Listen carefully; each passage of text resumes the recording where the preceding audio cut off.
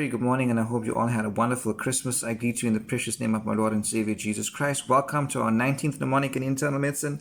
This time we're breaking down atrioventricular nodal blocking agents. Today in South Africa is the day after Christmas, which is the day of goodwill, otherwise termed Boxing Day. So, in light of this, I wanted to tell you a joke about boxing, but I forgot the punchline. Then I asked my trainer at the gym if I could start shadow boxing. He said, "Knock yourself out." So, guys, we know that we said in times past that atrial fibrillation is by and large the commonest arrhythmia that we see in clinical practice.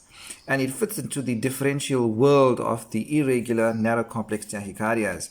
Now, in the acute management of atrial fibrillation, the cornerstones for consideration are whether we're going to do electrical versus chemical cardioversion, which entails either rate or rhythm control, and then we address the underlying cause. And of course, thereafter, consideration for anticoagulation.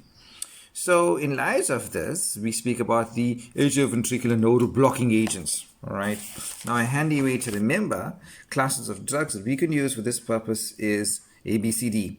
But first up, remember, in the acute management of AF, we need to remember our CABs. So circulation, airway, breathing. If the patient's hypoxic, you want to give them oxygen to keep the saturation above 95%. Then we can opt, if they are hemodynamically unstable, for synchronized cardioversion. And remember, we want to pre-medicate with a midazolam beforehand, right? And we shock in progressively increasing values at 50 joules, at 100, 200, 300, 360, and look for a response in terms of conversion to sinus rhythm. So in terms of our AV nodal blocking agents, amiodarone, as we know, we can give a loading dose of 150 milligrams IV bolus over 10 minutes. Alternatively, we can use an infusion of 60 milligrams over 6 hours and then 30 milligrams over 18 hours to a ceiling dose of 2.2 grams per day. Right? Beta blockade agents we can use are metoprolol or esmolol.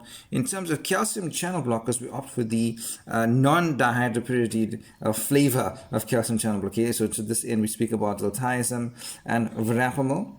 Right, digitalis as well we could use, especially in those who have concomitant heart failure, because we know that dig is essentially negatively chronotropic and positively inotropic. So it decreases the rate and it increases the oomph of ventricular contraction. To this end, we can load with 0.25 to 0.5 milligrams IV, and we can repeat this every 6 hours to a total dose of 1 milligram IV. And the maintenance dose is 0.125 to 0.25 milligrams per hour, so IV daily. So remember, guys, the overall approach, if the patient has hemodynamically unstable atrial fibrillation, you want to opt for synchronized cardioversion immediately. So you deliver electrical cardioversion. But if it's stable atrial fibrillation of less than 48 hours duration, we can use rate control with beta blockade or calcium channel blockade or DIG. You may want to consider rhythm control thereafter. The important thing is we got to anticoagulate for at least 4 weeks post cardioversion.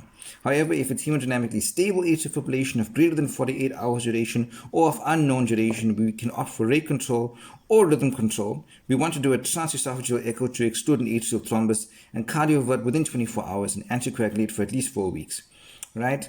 Or alternatively, we can anticoagulate for 3 weeks prior, then cardiovert, and then anticoagulate for another 4 weeks thereafter. And we always got to bear in mind that we're going to treat or address the underlying cause of precipitant.